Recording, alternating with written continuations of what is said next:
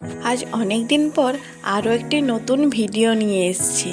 আজকে বানাবো গুড় পিঠা। তো চলো দেখে নেওয়া যাক। প্রথমে আমি 500 গ্রাম চাল এবং 250 গ্রাম গুড় নিয়েছি।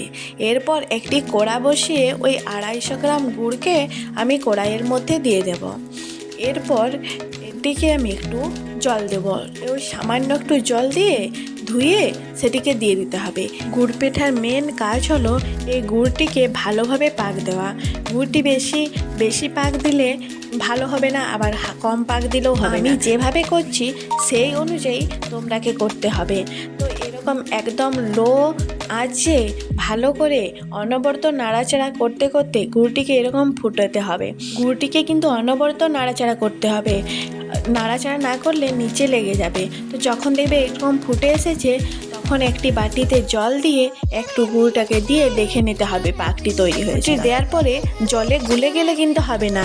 এই যে আমি দেখো গুড়টি দেওয়ার পরে জলে গুলে নিয়ে হাতে কত সুন্দরভাবে উঠছে এবং জমাট বাঁধতে শুরু করছে।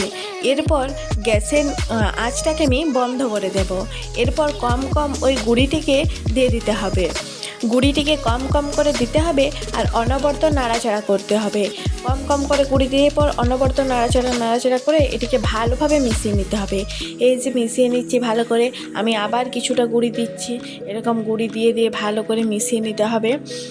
আর এটির পরিমাণটা কিন্তু ঠিকমতো করে দেখতে হবে। হাফ কেজি চালে মানে 500 গ্রাম চালে 250 গ্রাম গুড় দিতে হবে, তবে পরিমাণটা ঠিক হবে। না হলে কিন্তু বেশি গুড় দিয়ে দিলে পাতলা হয়ে যাবে। তো এই যে আমি পুরোটা দিয়ে দিয়েছি। এরপর এটিকে ভালো করে এরকম নাড়াচাড়া করতে করতে এরকম হয়ে যাবে। এই যে এরকম হয়ে গেছে। এরপর আমি একটি থালাতে এটিকে তুলে নেব।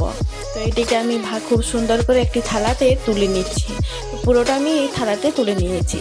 এরপর একটি কড়াই বসিয়ে দেব এবং কড়াইটিতে আমি তেল দিয়ে দেবো। তেলটা একটু বেশি দিতে হবে, কারণ যেন ওই গুড় পিঠাগুলো ওইটার মধ্যে ডুবে থাকে। তো এরপর আমি কিছুটা নিয়ে এটিকে এরকম হাত দিয়ে একটু চেপটা করে তারপর ওর তেলের মধ্যে ছেড়ে দেবো। এই যে তেলের মধ্যে আমি ছেড়ে দিয়েছি।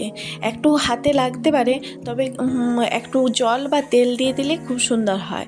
তো একটু হাতে জল দিয়ে আর এই যে পিঠাগুলো আমি ছেড়ে দিচ্ছি। এই যে এরপর তেলে সুন্দর করে ভেজে নিতে হবে।